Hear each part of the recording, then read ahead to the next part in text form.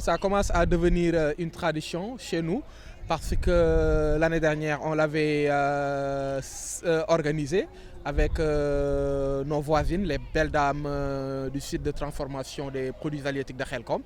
Et cette année également, au moment de nos visites routinières, les femmes nous interpellaient en nous disant est-ce que vous n'allez pas faire comme vous avez procédé l'année dernière, c'est-à-dire organiser aussi une cérémonie de rupture de Ndogu. Bon, comme elles sont des voisines, c'est toujours par gaieté de cœur qu'on organise des moments de cohésion sociale et on est très heureux de les voir venir aussi nombreuses.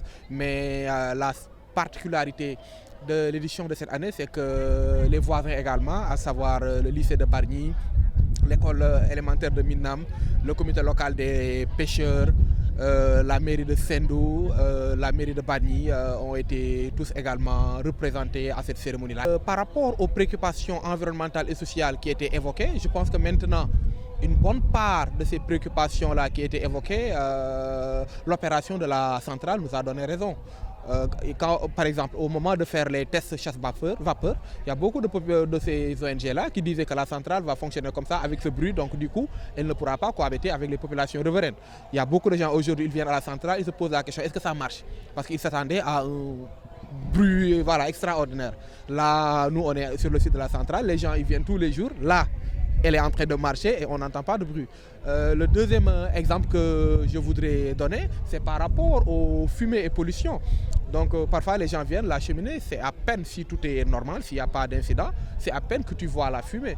Or, dans leurs activités de sensibilisation qu'ils organisaient, ils montraient des cheminées avec des fumées abondantes, très abondantes. Et du coup, donc les populations avaient peur. Donc, et s'ils se rendent compte que la centrale est en train d'opérer sans pour autant qu'il y ait des fumées qui fassent peur. Et comme on dit, les impacts positifs, à mon avis, dépassent de loin les impacts négatifs.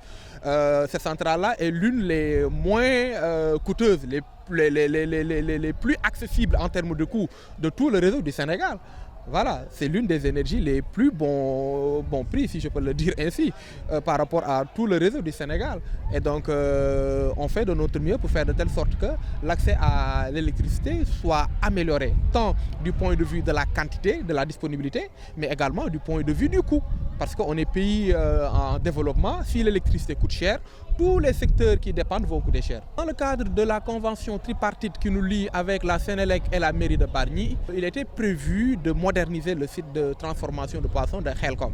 Donc nous, on avait lancé une étude de faisabilité parce que c'était ça qui était prévu dans le protocole avant de faire la modernisation proprement dite. Voilà, mais il y a des femmes qui sont allées voir à l'époque le DG de l'époque pour dire que franchement, avec l'acuité de la situation, l'étude peut prendre du temps et tout.